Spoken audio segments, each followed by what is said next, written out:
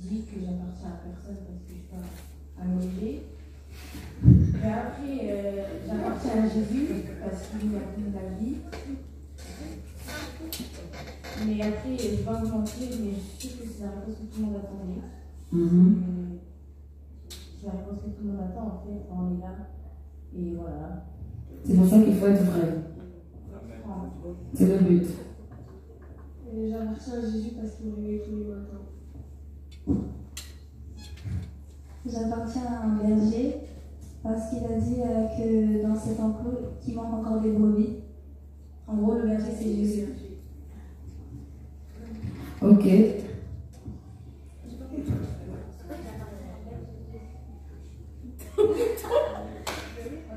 J'ai pas entendu. J'appartiens à un berger qui s'appelle Jésus parce qu'il a dit que Ah bon? il a dit que dans son enclos qu'il y a encore des brebis qui manquent. D'accord. Voilà. Laura.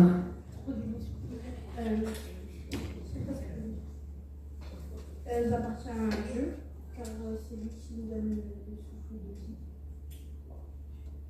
D'accord. Passe. Mais un peu tout qui s'est dit, quoi. Non. Je veux quelque chose de personnel.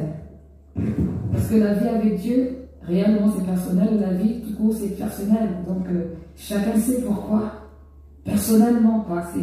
C'est pas les réponses bateau que j'attends en fait. J'attends des réponses personnelles, tout simplement. Je dirais que j'appartiens à Dieu, mais c'est compliqué, quoi. C'est bien que je trouvais ça aussi compliqué. La vie, c'est comme un bateau, quoi. Il y a des vagues, ça monte, ça descend, quoi. Là, c'est philosophique, là. Ok, merci. J'appartiens à Dieu parce qu'il m'a plusieurs fois sorti de beaucoup de galères. Moi, je sais pas. Je vais dire que j'aimerais appartenir, c'est être possédé par une personne totalement. Et moi, je pense que je fais beaucoup de choses pour Dieu, mais je pense que malheureusement, il y a encore des actes qui montrent qu'il y a un manque d'appartenance totale à Dieu. Donc, je sais pas vraiment. Voilà. La suite. J'appartiens à Dieu parce qu'il me protège. J'appartiens à Dieu parce que grâce à lui, je manque de rien. J'appartiens à Dieu car grâce à lui, je peux rester en bonne santé. Moi, je dirais que je suis en bonne appartenance à Jésus parce que sans lui, je ne serais pas ce que je suis aujourd'hui. Il m'a sauvé à plusieurs fois de plusieurs situations dans ma vie de tous les jours. Quand je pensais que j'étais seul, c'était celui-là qui était pour moi. Et comme Valentine l'a dit, on se donne en fait des moyens pour être possédé. C'est ça la vraie définition d'appartenir à quelque chose. Donc je dirais que je suis en voie d'appartenance. Moi, j'appartiens à Dieu parce que c'est grâce à lui que ma vie elle va changer, quoi, en fait.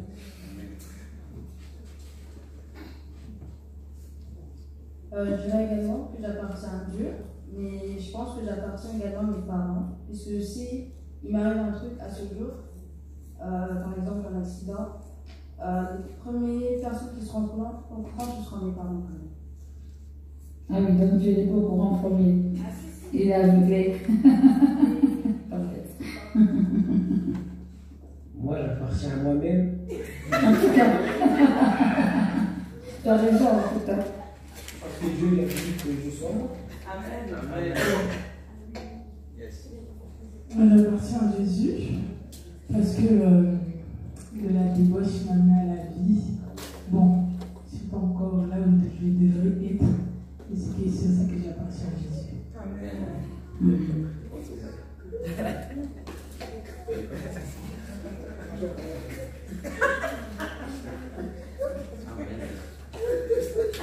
Je n'irai pas avec l'accélération.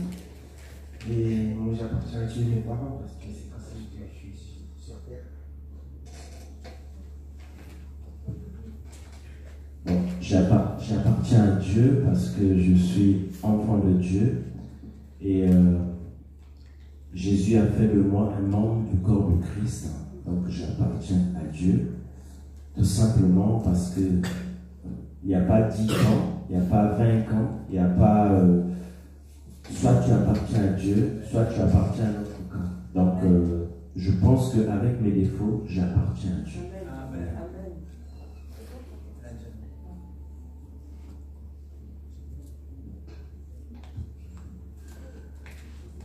Alors, la parole de Dieu dit, dans le livre d'abord le livre de Jean 1, verset 12,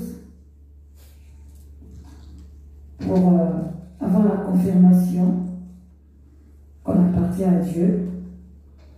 Il y a un passage, alors, il faut savoir qu'il y a ce qu'on dit, nous sommes tous les créatures de Dieu, mais nous ne sommes pas tous les enfants de Dieu. Pour être un enfant de Dieu, il faut passer par ce qu'on appelle la nouvelle naissance. Et la Bible déclare dans Jean 1, verset 12, mais à tous ceux qui l'ont reçu, elle a donné le pouvoir de devenir enfants de Dieu, à ceux qui croient en son nom. Ça veut dire qu'à tous ceux qui ont reçu la parole de Dieu qui est Jésus, cette parole a donné le pouvoir de devenir enfant de Dieu. Et donc, si j'ai reçu la parole de Dieu, je l'ai mise dans mon cœur, je l'ai acceptée, il y a un miracle qui s'opère, le Saint-Esprit vient habiter dans mon cœur, et je deviens ce qu'on appelle une nouvelle création. Dans 2 Corinthiens 5, ce n'est pas par rapport à ce que je pense, pas par rapport à ce que je crois, mais c'est par rapport à ce que la parole de Dieu dit. Et c'est ça qui me rassure en premier lieu. Chaque fois que je regarderai à ce que je suis, à ce que je fais, je sentirai toujours la condamnation.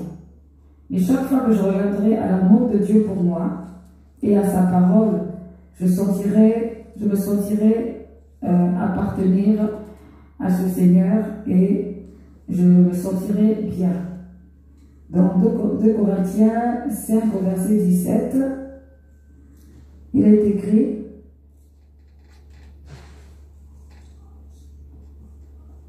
attendez, j'ai retrouvé le verset. Si quelqu'un est en Christ, il est une nouvelle créature.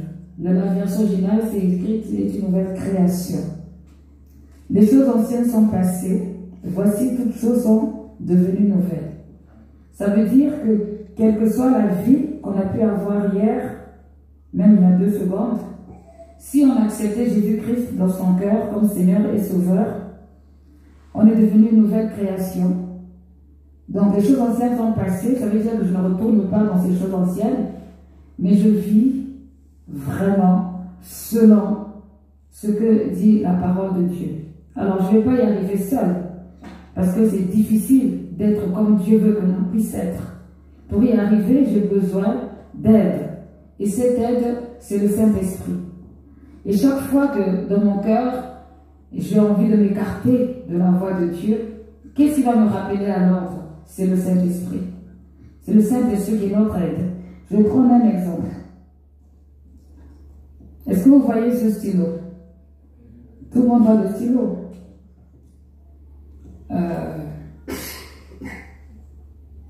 Le stylo est toujours le stylo. Qu'est-ce que fait le stylo? Le stylo est tombé. Pourquoi le stylo tombe?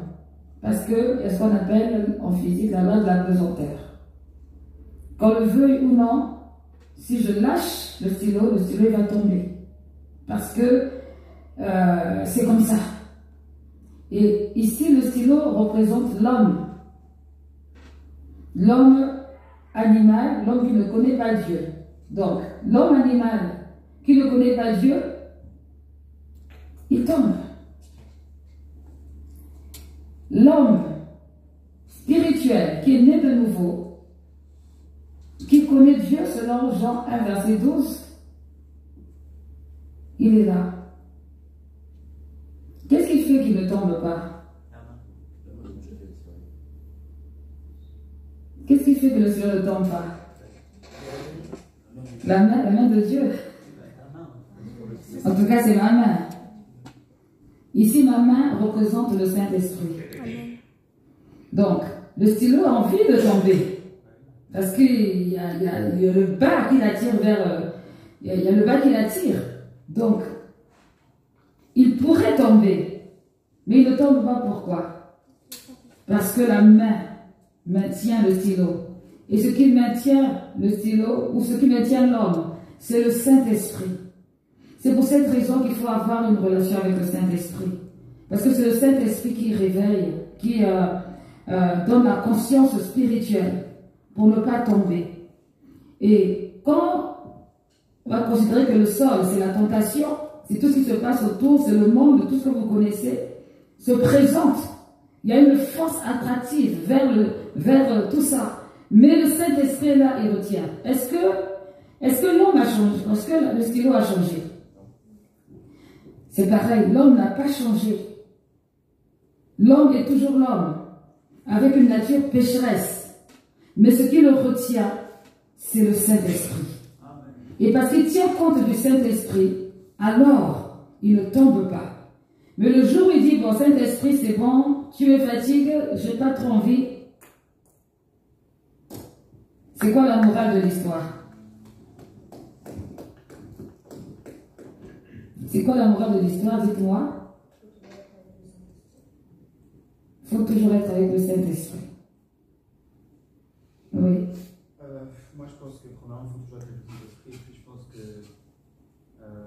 qu'on le veuille ou pas, jusqu'à la fin du temps, sera toujours attiré vers le monde. En fait, c'est notre nature. Mais grâce au Saint-Esprit, on sera toujours maintenu. Oui, Christiana. En fait, ça mène où de suivre le Saint-Esprit? Comment? Ça mène où? Ça mène où? Je ne comprends pas ta question. Ça mène où de suivre le Saint-Esprit? Ça te mène à te rapprocher de Dieu. Et après? À te rapprocher de Dieu. Mais c'est déjà beaucoup. Comment? Par exemple. Il n'y a pas d'exemple, mais il n'y a pas autre chose. En fait, quand je dis par exemple, c'est que qu'est-ce qu'il y a de mieux dans la vie, ici sur Terre, qui peut dépasser, se rapprocher de Dieu?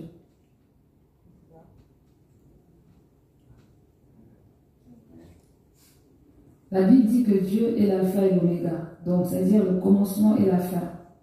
Tout ce que nous faisons, c'est soit on est avec Dieu, soit on est avec le diable. Qu'on soit d'accord ou pas, qu'on soit content ou pas, qu'on participe ou pas, c'est comme ça. Donc, si j'ai envie de me rapprocher de Dieu, alors j'ai besoin du Saint-Esprit. Si par contre je veux m'éloigner de Dieu, alors je n'ai vraiment pas besoin du Saint-Esprit. Est-ce que c'est bon? Le but ultime d'avoir le Saint-Esprit avec soi, c'est de se rapprocher de Dieu. Mais on se rapproche de Dieu pour plusieurs choses. Pas seulement pour le paradis. Parce que pour l'instant, on est sur la terre. On se rapproche du Saint-Esprit. Pourquoi il faut se rapprocher du Saint-Esprit? À part l'affaire du paradis. Pourquoi? Pour éviter les obstacles du diable, oui. Oui, pour avoir une relation avec Jésus, oui. Je pense que pour avoir des directives dans la vie. Pour avoir des directives dans la vie, quel type de directives? Je sais pas, les études. Les études, oui. Les relations, oui. D'accord. Quelqu'un d'autre? Oui. Oui. Mais vous dites que soit on suit Dieu, soit on suit Dieu, soit on suit quelqu'un d'autre. Mais s'il n'y a pas un juste milieu à tout ça, est-ce qu'il y a pas un milieu? Le juste milieu, c'est toi. D'accord. Et donc on ne peut pas, et donc les athées par exemple, ceux qui sont athées et qui ne croient ni en Dieu ni au diable, ils sont positionnés dans tout ça. Ils suivent quand même le diable. Parce que la Bible dit que le monde entier est sous la coupe du malheur. Donc, qu'on soit d'accord ou pas d'accord, quoi qu'il arrive, on est quand même sous la coupe du malheur.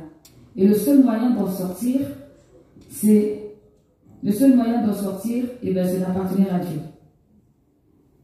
il y a trois choses importantes à comprendre. Il y a Dieu, il y a le diable et puis il y a l'homme. Le Seigneur, lorsqu'il nous a créés, il nous a créé ce qu'on appelle le libre arbitre.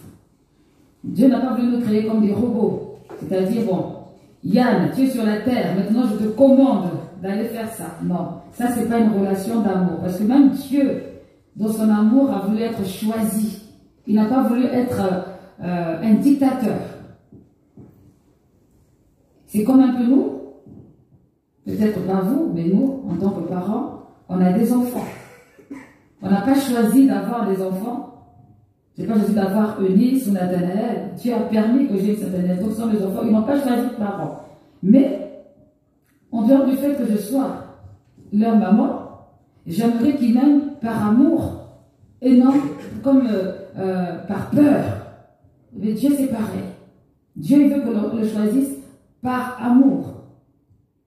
Et cet amour, il faut le demander à Dieu. Déjà, il faut le demander parce que c'est lui qui est l'auteur de l'amour. Et ensuite, il faut prier pour que toutes les pensées de raisonnement qui s'éloignent de l'approche de Dieu puissent tomber. Parce que ces pensées, c'est de l'orgueil en fait. Parce que l'homme, certains hommes considèrent qu'ils sont eux-mêmes et ils vivent pour eux-mêmes, ils font les choses pour eux-mêmes. Mais une chose est sûre, c'est que dans la Bible, qui est le livre de la vie, la Bible dit que le souffle de l'homme appartient à Dieu. Donc tu peux décider de vivre pour toi-même, mais sache que le jour où Dieu dira que c'est terminé pour toi, ce sera terminé. Mais le jour où le diable peut dire que c'est terminé, Dieu peut dire non. Parce que c'est lui qui choisit, c'est lui qui décide. Voilà. Donc, le libre arbitre, c'est cette partie de conscience. C'est ce qui fait la différence, entre nous et les animaux. Les animaux n'ont pas de libre arbitre. On prend un chien, on le dresse et puis il suit, c'est tout. Il dit, bah oui, bon, mais j'ai pas envie. Non, non, non, il réfléchit pas. On le dresse debout, assis, assis. Mais l'homme, on va pas dresser un homme. Parce que l'homme a été créé avec une âme, un corps, un esprit. Donc, son esprit fait de lui un être vivant, un être humain et qui a une conscience. Parce que dans l'esprit, il y a la conscience et il y a l'inconscience. Et c'est ça qui permet de savoir si ce que je fais est bien ou mal. C'est pourquoi même les païens, ceux qui ne connaissent pas Dieu, savent faire la différence entre ce qui est bien ou mal. C'est pourquoi, quand je trouve parfois des personnes qui ne connaissent pas Dieu, qui trouvent des raisons, je dis oui, c'est parce qu'ils ne connaissent pas Dieu, c'est faux. Parce que dans notre cœur, la Bible déclare dans l'Ecclésiaste qu'il y a un vide en forme de Dieu qui recherche la présence de Dieu. Donc, même celui qui dit qu'il est athée, il n'est pas vraiment athée. C'est parce qu'il a décidé de se voiler, mais quand il dort, hein, quand il fait des rêves, il va où? Comment? Il va dans l'inconscience. Mais cette inconscience, c'est quoi? C'est le monde spirituel. Voilà. C'est le monde spirituel, oui. C'est-à-dire que quand tous les soirs on dort et qu'on rêve, on est en contact avec les esprits. Oui. C'est-à-dire que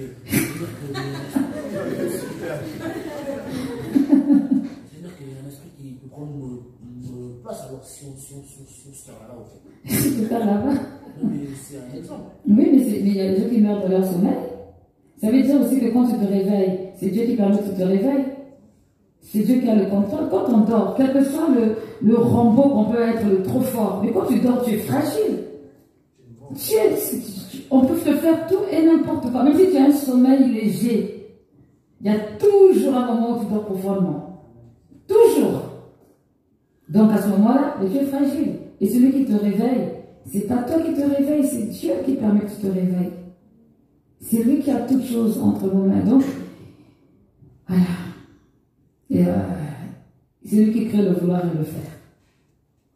Voilà. Donc, appartenir à Dieu, ce n'est pas parce que mes parents sont chrétiens, c'est pas parce que c'est lui qui m'a créé, donc je vais appartenir. Oui, d'accord, mais il y a la dimension de l'appartenance, le choix par rapport à Dieu, par Jésus-Christ, notre Sauveur.